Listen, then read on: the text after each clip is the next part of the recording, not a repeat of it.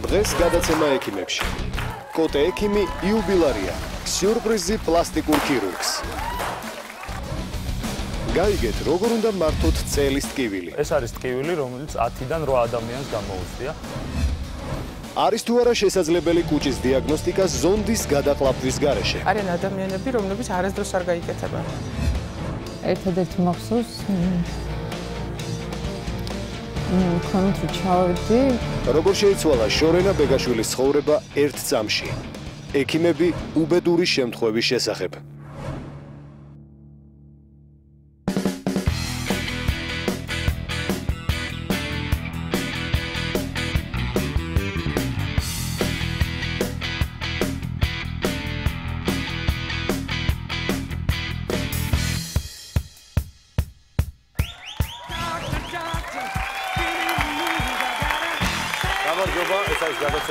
როგორც ყოველთვის დღეს მე ნინო დათო და ლევანი ვისაუბრებთ თქვენთვის მეტად საინტერესო სამედიცინო თემებზე. თუმცა სანამ სამედიცინო თემებზე გადავიდოდეთ, ერთი ძალიან მნიშვნელოვანი ინფორმაცია მაქვს თქვენთვის.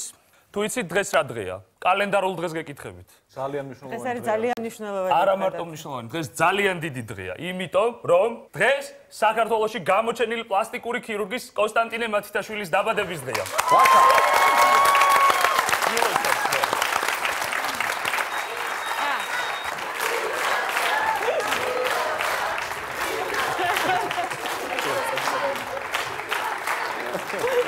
გაკეთებულია თუ ნატურალურად მითხარიო.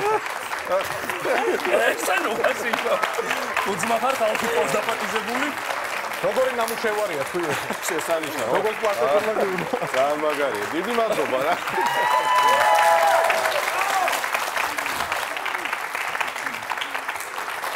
ოტე, გილოცავთ დაბადების დღეს, მაგრამ ჩვენ სანთლები სპეციალურად არ ჩავარჭვეთ და გავუმხილოთ მაყურებელს. რამდენი წლის არის ეს ახალგაზრდა და სიმპათიური პლასტიკური ქირურგი. იმიტომ მკერდი არ არსებობს, რომ იმდენი სანთელი ჩაეტიოს ამდენი სპექტაკლა. პირველ რიგში ძალიან დიდი მადლობა, ჩემთვის მართლა სურპრიზი იყო ეს კიდევ ერთხელ ძალიან დიდი მადლობა. ასაგზე მაინც არ გიყავს. ასაგზე კი. ვახშევთ თუ არა? არა, ვახშევთ, რა თქმა უნდა ვახშევთ, იმიტომ რომ დასამართი ასეთი არ არის 41.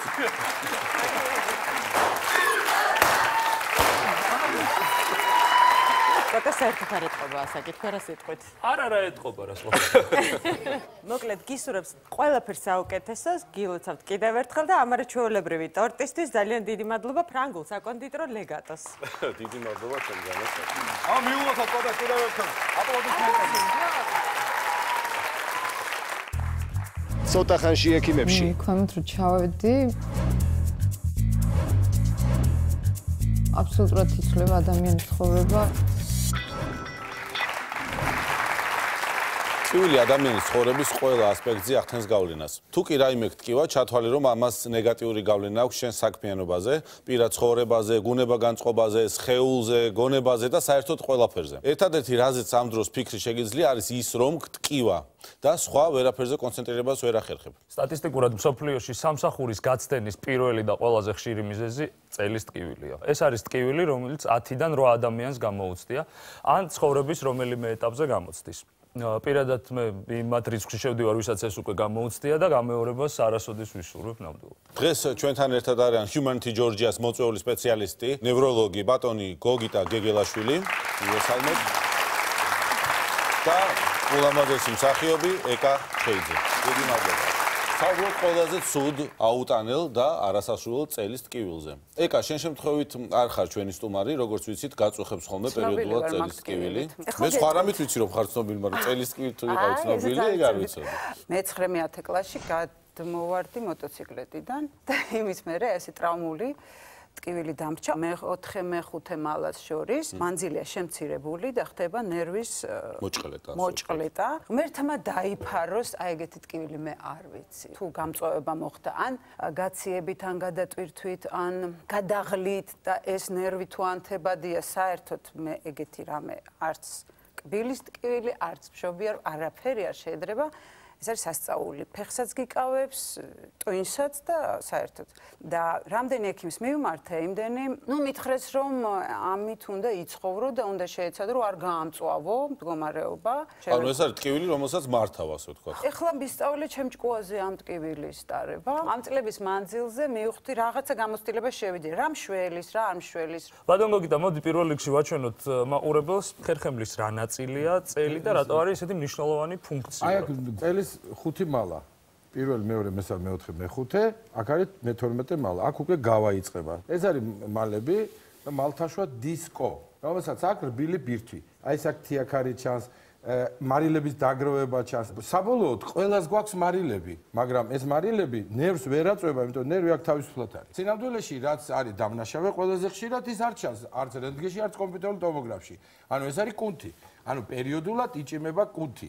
კუნთის დაჭიმვა, მყესის დაჭიმვა და აი კუნთის ჩანთის დაჭიმვა იწვევს ტკივილს, მაგრამ რაღაც მომენტში შეიძლება ნერვზე ზეწოლა მოხდეს, ან წანაზარდით, ან თიაქრით და ამის დამახსოვრებას სწრაფ ახერხებს ნერვული სისტემა. და ყველა გამღიზიანებას და ყველა კატასტროფულ დაუშვათ განცდას აღიქვამს აი ზუსტად აი ტკივილის მოდელირებული იმპულსით, რომელიც აღიქმება როგორც იმწუთიერი ზეწოლა ნერვზე. ანუ ჩვენ შეგვიძლია ხა მარტივად თქვათ ის, რომ ძირითადად ტკივილის წარმოშობი მექანიზმი კუნთების მდგომარეობა, ან დაჭიმულობა, ან ზედმეტი მოდუნება, ან ზედმეტი დაძაბულობა და არა ის თქვათ ეგრეთ წოდებული მარილები დამიგროვდა და აწირა გამეშველება მე. 100-დან 90 შემთხვევაში წელის ტკივილი გახლავთ კუნთების დაჭიმა და არაფერი სხვა. 7 შემთხვევაში არის ხერხემლის ესა თუ ის ცვლილება და ის არის პასუხისმგებელი ტკივილზე. 2 შემთხვევაში არის მუცლის ორგანოები, პასუხისმგებელი და ტკივილი გადაცემითია, საერთოდ არ არის ამ შემთხვევაში არც ხერხემალი და არც კუნთი, არაფერი შუაში. 100-დან მხოლოდ 1 შემთხვევაში არის რაიმე სერიოზული პათოლოგია, რომლის უმრავლესობა არის განკურნებადი. ძველი ესეთი გამოთქმა, ჩვენი ბებიების და ბაბუების მარილების დაგროვება, რომელიც შემორჩა, აქვს ყველას, პრაქტიკულად ყველას, მაგრამ ყველას წელი არ გვტკივა. ამ გვტკენია მხოლოდ 1 საათით, 1 დღით, 1 კვირით. რატომ არ გვტკივა წელი? იმიტომ რომ რეალურად მარილები სხვაგან არის და ნერვი სხვაგან არის. რეალურად მარილი ვერ დააწვება ნერვს. 2-3 დღე კი ყველას ვტკიებია წელი და თქვათ მოგვითმენია ეს ან თქვათ მსუბუქი მედიკამენტური საშუალებით მოგვიხსნია ან მასაჟი გაგვიკეთებ. აი თქვენ დაიწყეთ წეღან საუბარი თქვენ მეთოდზე ასე ვთქვათ. სულ მტკივა და როცა ხვდები რომ ეხლა ამტკივდება და დაიწყება პერიოდი ამ ტკივილის, რომელიც შეიძლება 1 კვირაც იყოს. მე რაღაცა ვარჯიშებს მივაგენი, რომელიც ანუ აქტივობა, ფიზიკური აქტივობა აუცილებლად. აი წოლა და გაშეშებული ყოფნა, ამის მკურნალი არაფრით არ არის, ეს ჩემი გამოცდილებით ვამბობ, რა თქმა უნდა, არ ვერევით. ბრავო, მიგიგნიათ, ყველაზე კარგი მეთოდი გამოცდილება. აპლოდისმენტები. ძალიან კარგი მიგნებაა ჩვენი სტუმრის, მაგრამ ძალიან გავრცელებული შეცდომაა, რომელსაც ესე ვთქვათ სამკურნალო ამბებით ამართლებენ ადამიანები, წელი მტკივა და ჩავწვევი ეხავება და დამადეთ ცივებით ცხელები და იწყება მე აუთავებელი კრუსუნი და არადგომა ლოგინი და აქტივობის მექანიზმი აუხსნათ. რატო აქტივობა? კუნთმა უნდა დაიჭიროს ის ხერხემალი და კუნთს აქვს ეგზეთი თვისება. თავის თავზე წელმაც ესე იცის და კისერმაც სხვათა შორის ბალიში და საწოლი ტკივილს ამწვავებს. სიარულის დროს ადამიანი არჩევს სხვადასხვა მდგომარეობას, როდესაც კომფორტში ამყოფებს. აი თქვენ წარმოიდგინეთ, საჭესან ჯდომის დროს ტკივილი მძღოლებს მეტად აქვს, ვიდრე მგზავრებს. რატო? როდესაც გემრიელად ზიხარ, მაშინ იცვლი ხშირად და საჭესთან კიდე დაძაბული ხარ. და მძღოლები ამიტომაც პროფესიულად ყველაზე ხშირად ავადდებიან წელის ტკივილით. მაგალითად ძალიან მშველის გაჭიმვის მეთოდი. ო, ძალიან კარგია გაზმორება. აი დილით გაზმორება. აი და რამოდენიმე ვარჯიშია უმარტივესი.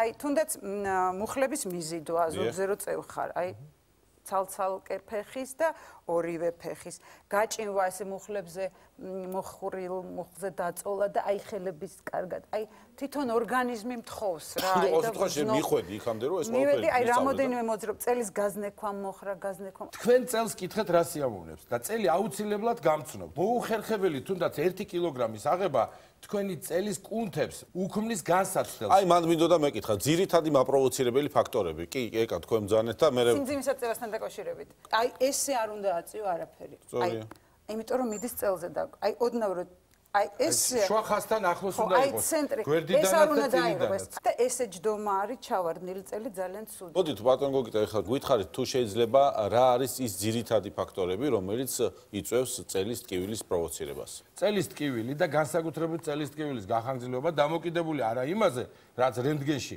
და კომპიუტერში ჩანს, არამედ თამბაქოს მოხმარებაზე, სკამზე დიდხანს ჯდომაზე, დაბალ ხელფასზე, არ გადამრიოთ დამქაცველ სამუშაოზე, როდის ხდება ტკივილის გაძლიერება?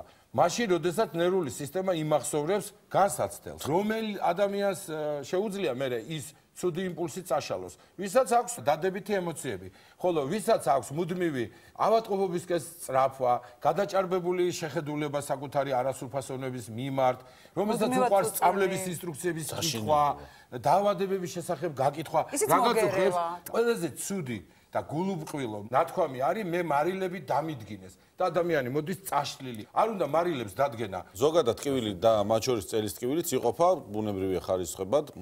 ეს ხარისხები ჩვენს შეგვიძლია შკალაზე ვნახოთ და ბატონო გოგიტა თუ შეიძლება და ეკა თქვენს წამოყვებით, აგვეხმარეთ ამ ყველაფრის გაშიფრვაში. დავიწყოთ ქვემოდან. აი ეს მომღიმარი ბურთულა ეს არის მდგომარეობა, როდესაც ჩვენ შესანიშნავად გგზნობთ თავს, არაფერი არ გვტკივა, ხელფასებიც კარგი გვაქვს და თავს გგზნობთ ბედნიერად. შემდეგ უკვე იწყება ნელ-ნელა ტკივილი ხარისხის შესაბამისად თავისი ქულების მიხედვით მატულობს და იცვლება. ეს არის 1-დან 3-მდე, 4-დან 6-მდე, 7-დან 9-მდე და ეს არის უკიდურესი, ყველაზე მძიმე ტკივილი 10-ბალიანი შკალით რომ შევაფასოთ, რომელიც არის პრაქტიკულად გაუსაძლისი. ამ სკალაზე მითითებული ქულებიდან რომელი არის უფრო ქრონიკული ტკივილისთვის დამახასიათებელი? ქრონიკული ტკივილისთვის სადღაც აი შვაშია ტკივილი. აი 4-6. მწვავე შეიძლება 10-მდე იყოს, 7-9 იყოს. ნუ ყოველ შემთხვევაში წელის ტკივილი შეიძლება აქამდეც ავიდეს? შეიძლება ავიდეს რაღაც მომენტში. ჯერ ერთი ძალიან მალევე ან თბილს თუ დაიდებ, ან ადგილობრივ წამალს წაისმევ, ან ტკივილ დამაყუჩებელს დალევს, ის ნელ-ნელა ჩამოდის აქეთ. მაგრამ შემდეგ უკვე პერიოდულად მეორდება. ტკივილი ტრადიციულად იწყება ან უშუალოდ რაღაცის აღების, ან ბაღში მუშაობის, ფეხბურთის თამაშის, მეორე დღეს დილით. და როდესაც ტკივილი არ ჭიანურდება, ეს არის ჩვეულებრივი ფიზიოლოგიური პროცესი. აი ზუსტად ამაზე მინდოდა მეკითხა, როგორი სახეო უნდა კონდეს, რომ აუცილებელი გახდეს ტკივილ გამაყუჩებელის მიღება. ალბათ აი სადღაც აი ამ შუალედში, ხო? 4-დან ზევით უნდა იყოს ტკივილი. თუ ტკივილი მარტივია, არ არის რაიმე სხვა დაავადების ფოზე აღმოცენებული, დაუძულურებული თუ არ არის პაციენტი, თუ არ არის ეს თვეობით მომდინარე და მწვავედ რაღაცა კონკრეტული სიმძიმის აწევის შემდეგ განვითარდა და ზუსტად ვიცით, რომ ტკივილი არის კუნთის დაჭიმის შედეგი, შეგვიძლია მივიღოთ თვით გადაწყვეტილება და ურეცეპტო პრეპარატი შევიძინოთ აფთიაქში. როდესაც 1-3 დაუშვათ არის ტკივილი 4-მდე, შეიძლება ადგილობრივი საშუალებით დავიყუჩოთ ტკივილი.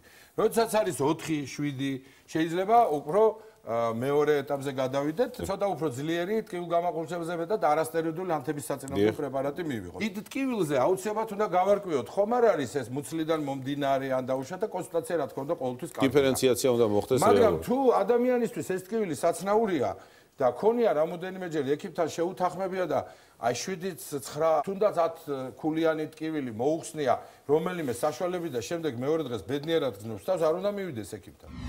ამდენი ამბები მოისმინეთ, ამხელა გამოცდილება გაქვთ თქვენ და მაინც ვერ გავიგე, თქვენი ტკივილის ქულები რამდენია, ძირითადად რო ამბობთ სულ მახსოვს და სულ მტკივა. ეხლა არ ვიტყვი, ეხლა ვიცი. არა, როცა ამბობთ, ყოველთვის აი რა არის. ოკეი.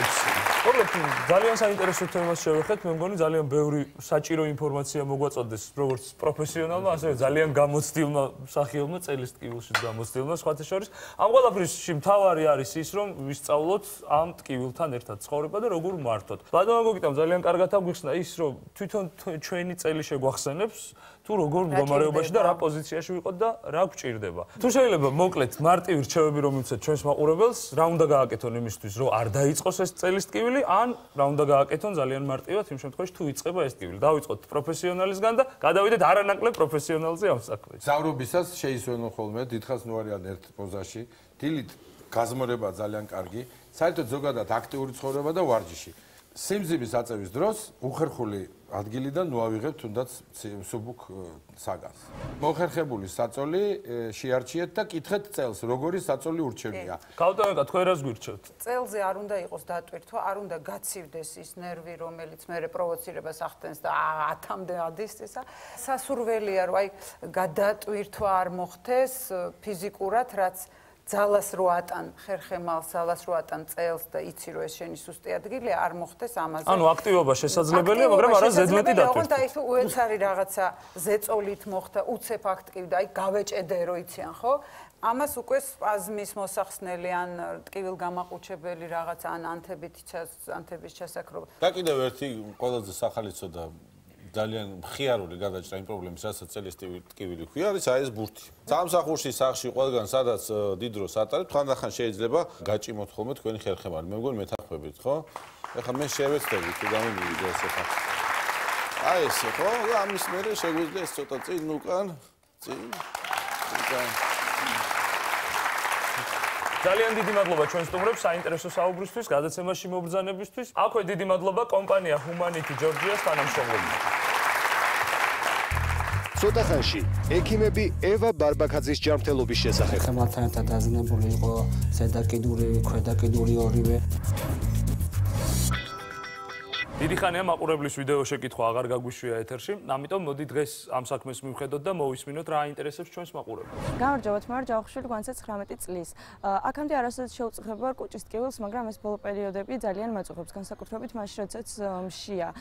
ბევრმა მირჩია ექიმთან მისვლა, მაგრამ მეგობრისგან ვიცი, რომ იქ რომ მივალ, მომიწევს ძალიან საშინელი რაღაც, რასაც ქვია ზონდის გადაყლაპვა, ისიც ძალიან მეშინია. ამიტომ მაინტერესებს თუ არსებობს რაიმე ისეთი საშუალება, რომ გამოვიკლოთ ჩემი კუჭი ისე რომ არ გადაყლაპო ზონდი.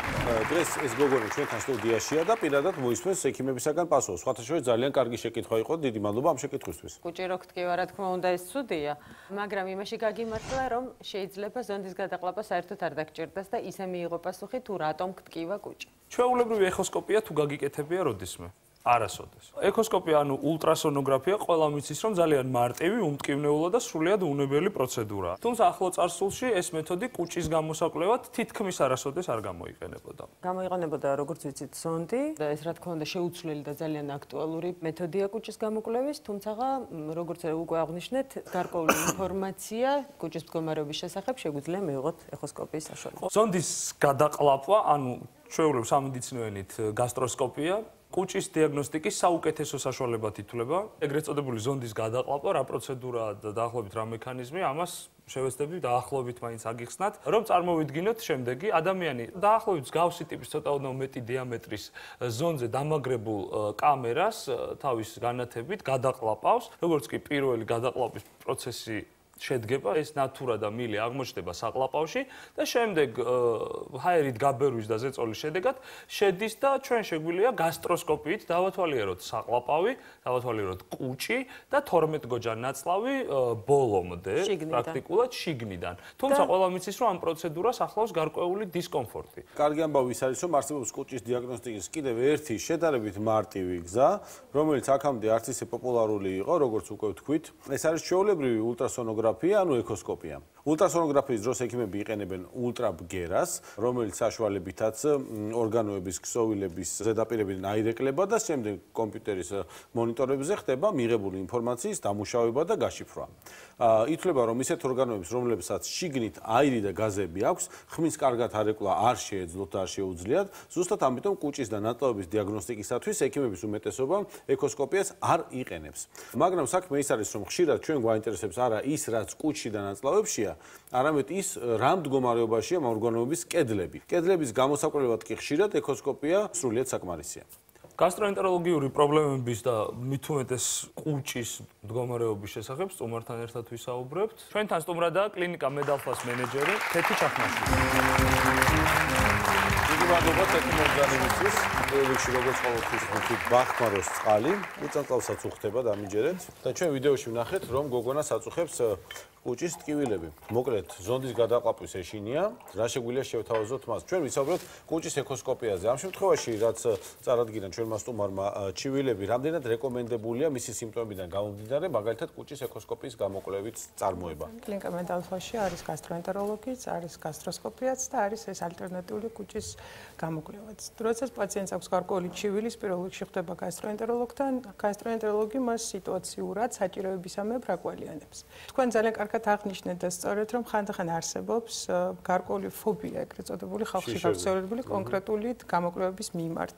და როდესაც ეს იგრძნობა, ან როდესაც არსებობს უკუჩვენება პირდაპირ გასტროსკოპიის სამწუხაროდ არსებობს ასეთი უკუჩვენებები, როდესაც არის გულის მძიმე ქრონიკული დაავადებები, არითმიები, რთული არითმიების შემთხვევაში, როდესაც მარცხენა მხარეს დაწოლის პრობლემა არის, ან როდესაც ჰაერის შეშვების დროს და გაბერვის დროს შესაძლოა გარკვეული რისკი განვითარდეს, მაღალი არტერიული ჰიპერტენზიის დროს იმ მომენტში, როდესაც არ არის რეკომენდირებული და ეს პროცესი უნდა იყოს დაბალანსებული, მართული და მხოლოდ ამ შემთხვევაში უნდა გაკეთდეს, ანუ დაიგეგმოს სწორად გასტროსკოპია. არიან ადამიანები, რომლებიც არასდროს არ გაიკეთებენ, ხო, და ვერ იკეთებენ სამწუხაროდ, ანუ ძალიან ბევრჯერ შეგვიყვანია და პროცესი გვიჩვენებია, რომ არც ისეთი რთულია ეს ყველაფერი, საკმაოდ მცირე დიამეტრის ზონდია, ახლა ყველაფერი იხვეწება, მედიცინა წინ წავიდა, ეს პროცესი ძალიან გამარტივებულია, თუ საჭიროა ხდება გაუთკივარება, ხო, ანუ აეროზოლით. რა თქმა უნდა, გაკეთდეს, კი ბატონო. ესეთი აუტანლობაა საერთოდ ამ გასტროსკოპიის შიში აქვს, შეიძლება დავაძინოთ. ეს გამოკვლევა აღიარებულია gold სტანდარტად, ანუ ოქროს სტანდარტად, ეს არის აბსოლუტურად 99.19%-ში ინფორმაციული.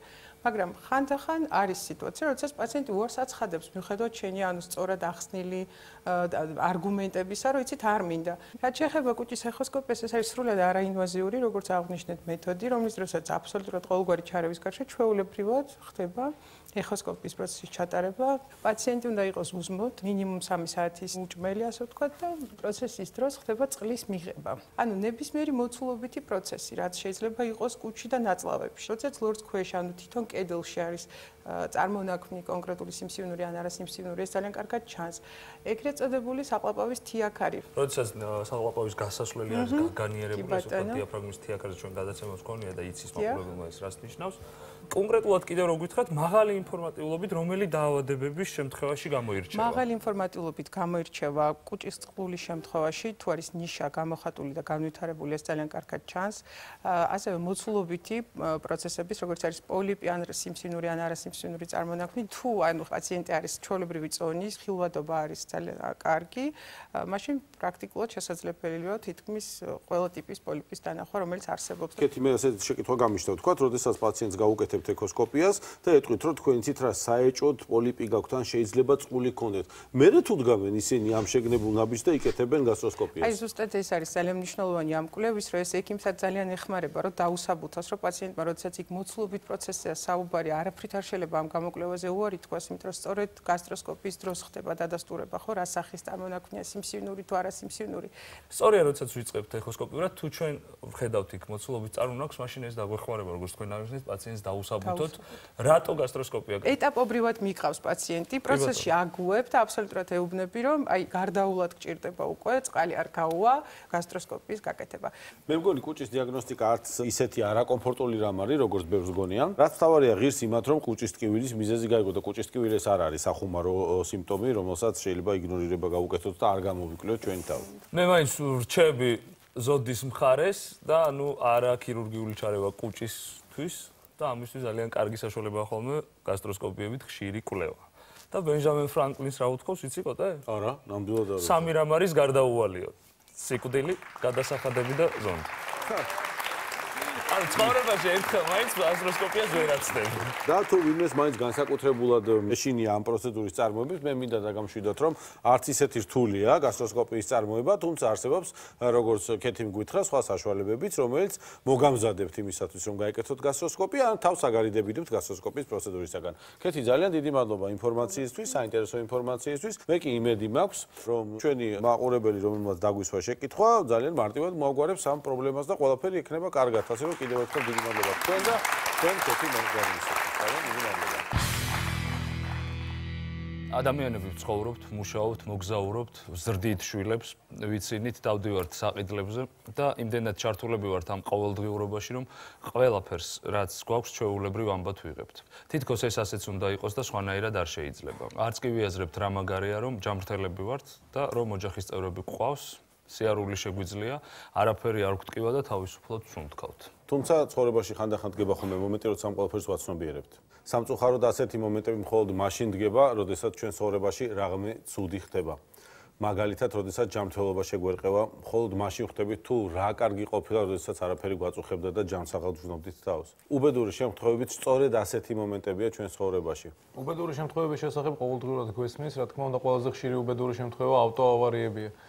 ბავშვებში კი ავარიების შემდეგ მეორე ყველაზე გავრცელებული უბედური შემთხვევა ეს არის სიმაღლიდან ვარდნა. საქართველოში ასეთი სტატისტიკა სამწუხაროდ არ გვაქვს, მაგრამ მაგალითად ამერიკის სტატისტიკის მიხედვით ყოველწლიურად ფანჯრიდან 5000-ზე მეტი ბავშვი ვარდება, რაც დღეში 14 შემთხვევაა. ზოგჯერ ასეთი შემთხვევები ან სამუდამოდ, ან ძალიან დიდი ხნით ცვლის ბავშვის და მისი ოჯახის წევრების ცხოვრებას. დაახლოებით 2 თვის წინ თბილისში ფანჯრიდან 14 წლის გოგონა გადმოვარდა.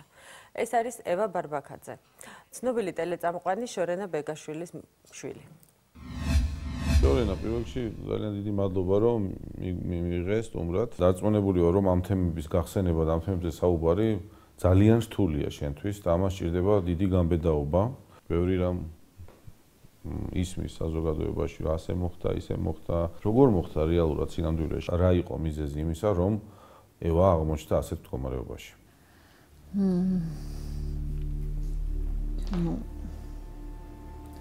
ანუ რაც ყველაზე საოცარია, მე ვიყავი სახლში. ანუ როგორ იქამდე იყო დიდი პერიოდი, სადაც აი სულ იყო ჩხუბი, ფანჯარაზე ნუზიხარ. არა მარტო ევას მეგობრებიც, როცა მოდიოდნენ, იქ ჰქონდათ ძალიან კარგი დასაჯდომი ადგილი.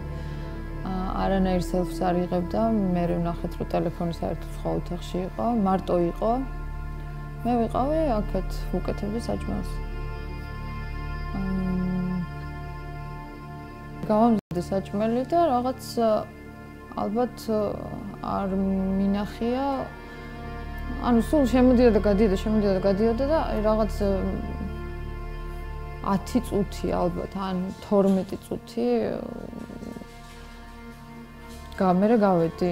ევა, მოდი მეთქი საჭმელი გაგიმზადე. არ გამცახმა, მე კიდე ევა, მოდი მეთქი და გავედი და დავხვდა ცარიელი ოთახი.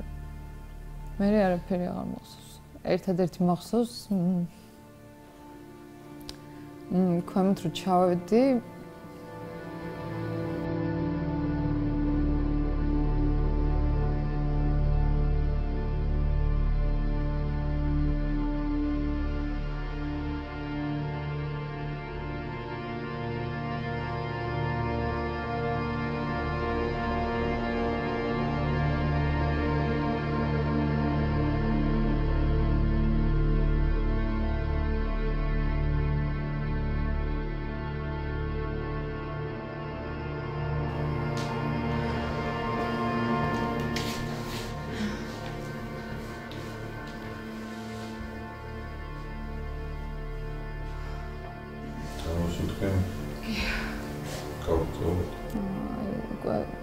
აბსოლუტურად იცვლება ადამიანის ცხოვრება ერთ წამში.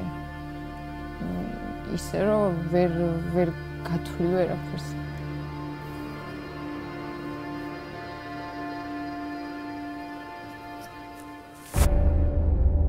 როდესაც შენ ჩახვედი ქვევით, ხო? სასწრაფო დახმარების მანქანა უკვე მოსული დაგვხდა, უკვე ხალხის ალბათ რაღაც მასა იყო იქ შეგროვილი, რომელთაც საკმაოდ მძიმე სანახაობა თვალწინ მოხდა, ხო? რა ნახე იქ რო ჩახვედი? სასწრაფო მე მაკავებდნენ რატომღაც, ბავშვთან არ მიშვებდნენ, ევას ვერ გაიგო, მეკითხებოდა რომ რა მოხდაო, არ ვიცი, ეს არის სასწაული, არ ვიცი, ვერ ვიტყვი რომ სასწაულები არ ხდება, მართლა, იმიტომ რომ ესეთი რამე ექიმა გაკვირვებული გადაიხედა ფანჯრიდან. აქედან მიწამდე რამდენი მეტრია დაახლოებით? ეს უკვე აგეცვლიდი შენ. 17 მეტრი. მარტო ახლა მეხუთე სართული ხო?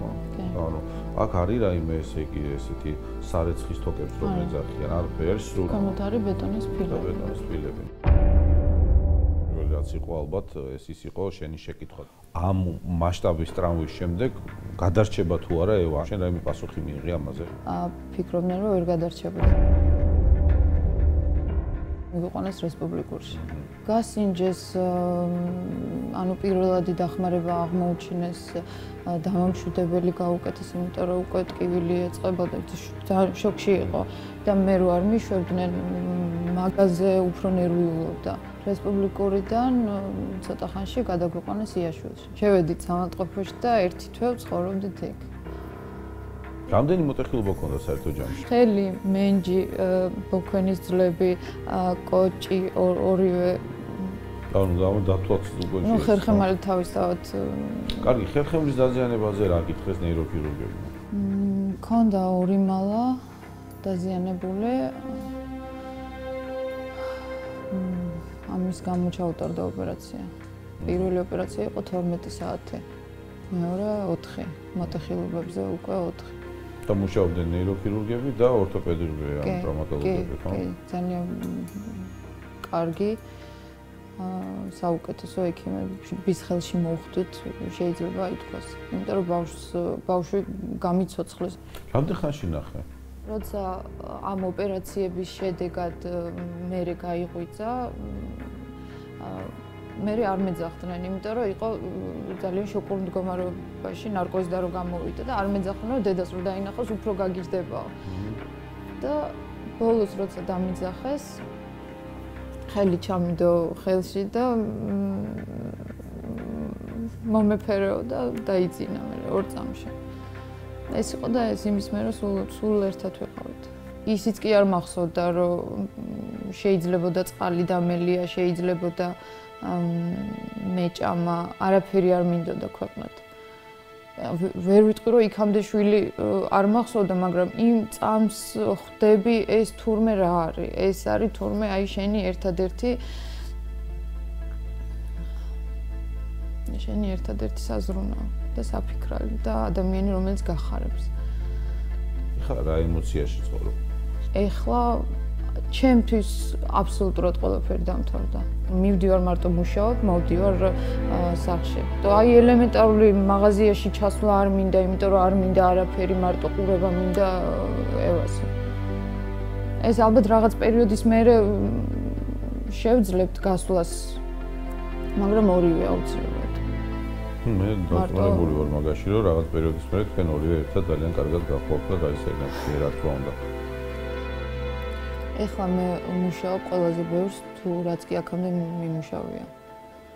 ოღონდ ზუსტად ვათანხმებ საათებს დროს, ეხლა მუშაობ ყველაზე მეც. იმიტომ არა რომ მე გავიდე და გავერთო, იმიტომ რომ ეს არის პირველ რიგში ევასთვის საჭირო. არ ვიცი, რომელი დედას მოუნდება, რომ მოდი ახლა გარეთ გავიდე და ვიმუშაო და ლამაზი კაბა ჩავიცვა და თმა დავივარცხნო. მე და ევა ვართ მარტო. ანუ შესაბამისად, მე რო არ ვიმუშაო, ევა დასაგებია. ევას გაზრდა უნდა. ერთი თვე ვიწექით კლინიკაში და ერთი თვე დავდიოდი იქიდან სამსახურში. ხო და ყველაზე ძალიან ევას უხაროდა ხოლმე რომ მივდიოდი გაპრანჭული, ესე მადებდა ხელებს და დეი რა ლამაზი ხარ და ყველაზე ძალიან ევას უხაროდა და ერთი სული მქონდა ხოლმე რომ მისულიყავი რომ დავენახე ესეთი გალამაზებული. მაგრამ როცა მიდიოდა გადაცემის ჩაწერა, აი ხო იცი რაღაცას იქ ხარ და ამ დროს სულ რო ფიქრობ რომ აი ეხლა როგორ არის, ეხლა რამე ხო არ ასტკივდა, ჯერჯერობით ძალიან ძლიერი ტკივილები აქვს. და აი სულ ფიქრობ შვილია. რაღაცები დაიწერა, ამას ჩემი მეგობრები მეუბნებიან მსუბუქად რომ აი იქ თუ იცინის და მე იქ თუ ვიცინეს, იმას არ ნიშნავს რომ მეცინება. შორენა, როგორც ვიცი, დღეისათვის ევა სახლშია. მიუხედავად იმისა, რომ მას 2 ურთულესი ოპერაცია ჩაუტარდა, მასშტაბური ოპერაცია საკმაოდ დიდი, ამჟამად მისი მდგომარეობა არის ასევე და რჩება კვლავ მძიმე, ეს არ არის მარტივი მიუხედავად იმისა, რომ ქირურგიული ეტაპი სიტყვაზე შეიძლება უკვე დასრულებულია. მას სპეციალური რკინებით, ანუ საფიქსაციო აპარატებით დაფიქსირებული აქვს სხეული გარკვეულ პოზიციაში, მისი მოძრაობა თუნდაც საწოლში არის მკვეთრად შეზღუდული, ექიმები რას გეუბნებიან? შემდეგი ეტაპი არის ალბათ უფრო რთული ვიდრე აქამდე. შემდეგი ეტაპი არის ის რომ ბავშვმა გაიაროს.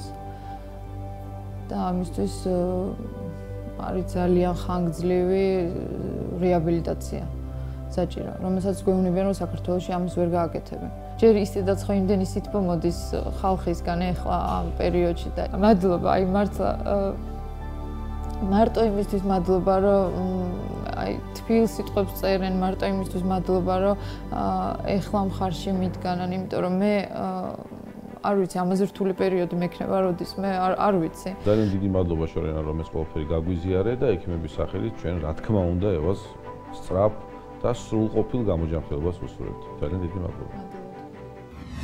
ისაც ვნახეთ თქვენთვის ალბათ საკმაოდ ადვილად წარმოსადგენია, რამდენად რთულია მისი მდგომარეობა ახლა. მე ვიცი რომ შორენა ძალიან მაგარი დედაა, მე ამ პირველ წუთებში შორენა ვნახე და ანუ ესეთი მაგარი იყო, მე ვერ წარმოვიდგინე არა მარტო შორენასგან, ზოგადად ადამიანს შეეძლოს ესე მაგრად იდგეს თავისი შვილის გვერდით.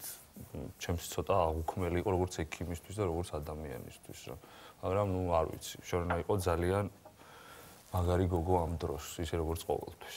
ევას ორი ურთულესი ოპერაცია ქართულმა ქირურგებმა ჩაუტარეს. ჩვენთან ერთად არიან ადამიანები, რომლებსაც ევას სიცოცხლის გადარჩენაში უდიდესი წვლილი მიუძღვით. მიესალმეთ ორთოპედ ტრავმატოლოგი ირაკლი ვარზუკაშვილი და ამერიკის ნეიროქირურგთა ასოციაციის წევრი, მედიცინის დოქტორი, ნეიროქირურგი ლადო წიქარიშვილი. ამაჟობად მოგესალმებით kolegებო. ახარო წასვებით თავაზობ. ჩვენ ევა ბარბაკაძეს შემთხვევაზე ვსაუბრობ, ასე ვთქვათ. თქვენ ხართ ის ადამიანები, ვინც გაუკეთა მას ოპერაციები. თუ შეიძლება ორიოდე სიტყვით რო გითხრათ, რამდენად ძიმე იყო მისი ტრავმები და როგორი იყო მისი მდგომარეობა, როდესაც საავადმყოფოში მოიყვანეს. ერთად უსწრაფად შევიტანი, არა მარტო ჩვენ, ამიტომ რომ გამომდინარე მისი მდგომარეობიდან, მის კურნალობაში ჩვენს გარდა ძალიან დიდი გუნდი მონაწილეობდა. მათაც მინდა რომ თქვა დიდი მადლობა უთხრა.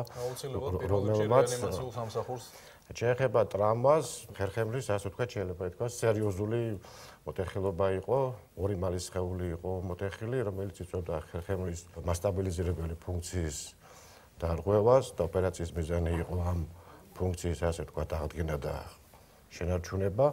საბედნიეროდ ზურგის ტვინის დაზიანების ნიშნები სერიოზული არ იყო, იყო ზურგის ტვინიდან გამომავალი ნერვების ნაწილობრივი დაზიანების, ასე ვთქვათ, ნიშნები. ოპერაციამ პრინციპში რაიმე სერიოზული გართულების გარეშე ჩაიარა, მოხერხდა ხერხემლის დაკარგული, ასე ვთქვათ, საყრდენ მამოძრავებელი ფუნქციის აღდგენა სპეციალური მეტალოკონსტრუქციების მეშვეობით. ირაკლი, თქვენ რას გვეტყვით, რა მოტეხილობები იყო? საკმაოდ მაღალი ენერგიის ტრავმა. მაღალი ენერგეტიკული ტრავმა თითქოს ეს, როცა რამოდენიმე კომპონენტია დაზიანებული, ხერხემლთან ერთად დაზიანებული იყო ზედაკიდური, ქვედაკიდური ორივე. მოტეხილი იყო მარჯვენა მხრის დიაფიზიული მოტეხილობა იყო. მარჯვენა ბარზაკის ყელი იყო მოტეხილი, საჯდომი ძვალი იყო, ორივე ქუსლი იყო დამსხვრეული და წვივი ძვალი იყო კიდე მოტეხილი. ფაქტურად მთელი ანუ ყველა ძვლის დაზიანება მოითხოვდა ქირურგიულ ჩარევას. და ყველა აღდგა. ყველა სეგმენტი დაფიქსირდა, ზედაკიდურიც, ორივე ქვემოყიდურიც გაკეთა ოპერაციები. ბარზაკის ყელზე იყო საკმაოდ სერიოზული მოტეხილობა, რომელიც დაფიქსირდა და ყველაფერი ჩატარდა გართულების გარეშე. ამასობაში ჩვენ ავხსნათ მოტეხილობების მექანიზმი ზოგადად რა არის. ჩონჩხი შედგება 206 წლისგან და ის ჩვენს სხეულისთვის წარმოადგენს საყრდენს. ასევე გვაძლევს მოძრაობის საშუალებას და ჩვენ შინაგან ორგანოებს იცავს დაზიანებისგან. ზოგჯერ ძვალზე მეტისმეტად ძლიერი დაწოლის შედეგად ხდება ის, რასაც ჩვენ ძვლის მოტეხილობას ვეძახით. მოტეხილობები ჩვეულებრივ ჩნდება დაცემის, სხვადასხვა ობიექტის მიერ მიყენებული დარტყმის ან ძვლის შემოგრეხვის გამო. მდგომარეობას, როდესაც ძვალი გადატეხილი არ არის და მხოლოდ გაბზარულია, ექიმები ვეძახით ამას არასრულ მოტეხილობას. აი ასეთ მოტეხილობას ხედავთ ახლა თქვენ ეკრანზე. არსებობს ხაზოვანი მოტეხილობა, როდესაც ძვალზე ჩნდება ეგრეთ წოდებული ბზარი, მაგრამ ძვლის თლიანობა სრულად არ არის დარღვეული. ჩვეულებრივ ეს მსუბუქი ტრამვის შედეგად ხდება ხოლმე და ასეთი მოტეხილობების მკურნალობა შეიძლება ელემენტარული საფიქსაციო, საიმობილიზაციო ნახვევით, ან თაბაშირის ნახვევი ყველას გაგვიგია, აი ესეთი მკურნალობით შეიძლება შეხურსდეს ეს ძვლები ყოველგვარი პრობლემების გარეშე. თუმცა არსებობს მოტეხილობების კიდევ უფრო რთული ფორმები. ექიმები ამას სრულ მოტეხილობას უწოდებთ ხოლმე, როგორც თქვენ ახლა ეკრანზე ხედავთ, მოტეხილი ძვლის ფრაგმენტები ერთმანეთისგან სრულად არის დაცილებული. ეს არის განივი მოტეხილობა, იმიტომ რომ მოტეხილობის ხაზი, როგორც ხედავთ, არის განივი. თუმცა შეიძლება იყოს მოტეხილობის ხაზი ირიბი, შესაბამისად ვითარდება ირიბი მოტეხილობა და არსებობს ასევე სპირალური მოტეხილობა, აი ეს ამას ხედავთ ახლა თქვენს ეკრანებზე. არსებობს ასევე რთული მოტეხილობის კიდევ ერთი სახე, ეს არის დამსხვრეული მოტეხილობა, ანუ მოტეხილობა მრავალი მოტეხილი ფრაგმენტით. ესეთი მოტეხილობები ძირითადად მაღალი ენერგიის ტრამვების შედეგად ვითარდება ხოლმე. ყველა ამ მოტეხილობის ტიპის მკურნალობა შეიძლება როგორც მხოლოდ იმობილიზაციით, ანუ საფიქსაციო ნახევის დადებით, ასევე ზოგ შემთხვევაში საჭირო ხდება ქირურგიული ჩარევა.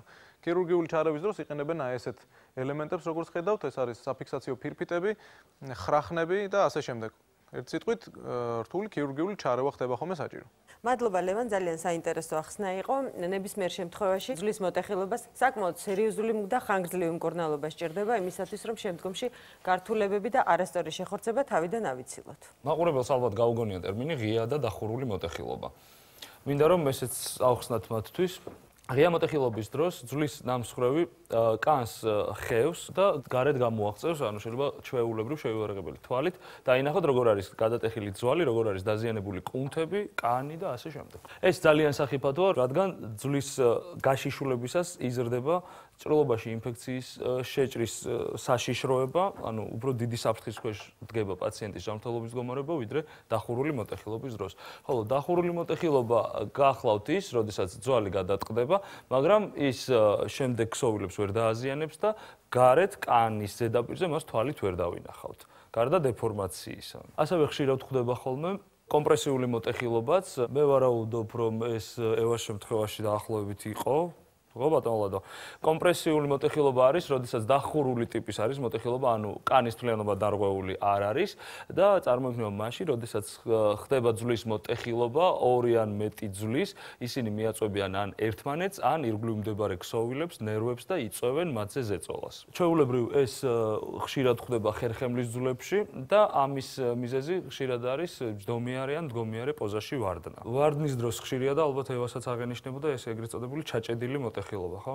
ძირითადად ქუსლის ძვლებზე ქონდა. ქუსლის ძვლებზე ქონდა ეს მოტეხილობები. ასეთი მოტეხილობების მიზეზი არის ძვლის ორივე ბოლოზე განხორციელებული დაწოლა, რომლის შედეგადაც ძვალი ორ ფრაგმენტად იმსხვრევა და ეს ფრაგმენტები ერთმანეთში ჩაერჭობა, ესე ვთქვათ, შეესობა. და ამ ეტაპზე ითვლება როგორც შეხორცებულ მოტეხილებად, იმიტომ რომ რეაბილიტაცია რომ მიდის ახლა ადრეული, ეს იმას არ ნიშნავს, რომ ყველაფერი მოსჩაპელი კი ჯერ წინ არის, იმაზე დიდი დრო არის საჭირო, ვიდრე ახლა გავიდა. სტუმრობისას ვესაუბრეთ ზუსტად შორიდან ამ თემაზე, რა არის გასავლელი კიდე წინ. თქვენი გადმოსახედიდან რა უნდა გაიაროს მან იმისათვის კიდევ რომ დადგეს ფეხზე და დაიწყოს სიარული და ჩვეულებრივ ცხოვრებას დაუბრუნდეს. იმედია რაიმე სახის დამატებითი ნეიროქირურგიული ოპერაციის ჩატარების საჭიროება უახლოეს პერიოდში წესით არ უნდა იყოს. ახლა თუ რაიმე ესეთი გაუთვალისწინებელი გართულება არ მოხდა.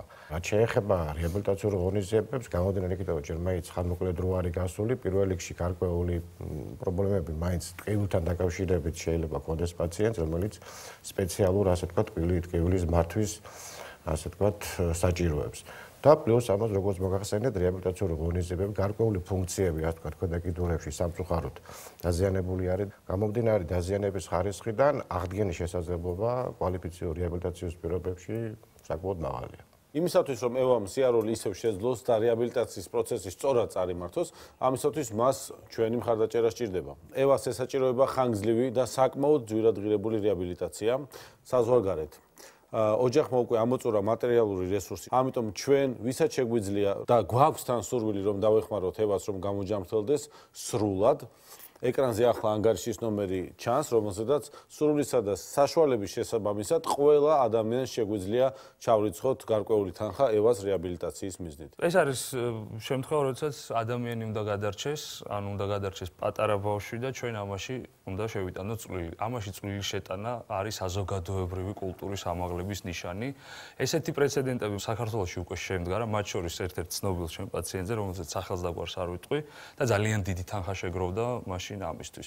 მე ძალიან დიდი იმედი მაქვს თქვენი, ჩვენი საზოგადოების, ჩვენი ერთიანობის, ჩვენი მაღალი საზოგადოებრივი შეგნების და ჩვენ თუ კიდევ ერთხელ გვინდა ვინმეს რომ შორენა ისეთივე ღიმილით, ისეთივე ლაღი და ისეთივე ნათელი გოგო როგორც არის ვნახოთ ეკრანზე, ჩვენ უნდა დაუდგეს მას გვერდით რომ გადავარჩინოთ მისი შვილი და ვნახოთ ფეხზე გავლილი ევა ამ სტუდიაში ამ გადაცემის დროს. ძალიან დიდი მადლობა ჩვენს კოლეგებს მობრძანებისთვის, იმისთვის, რაც თქვენ გააკეთეთ.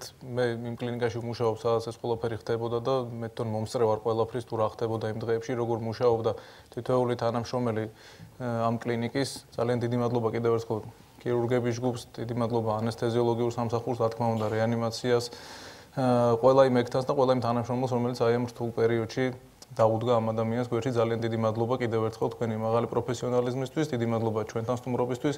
იმედია რომ ყველა ესეთი რთული შემთხვევა კარგად დამთავრდება, იმედია რომ ევაც სულ მალე დადგება ფეხზე და ერთად ვისხდებით ამ სტუდიაში ძალიან მალე.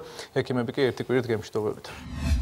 გადაცემა, რომელიც თქვენ ახლა ნახეთ ერთი კვირის წინ ჩაიწერა.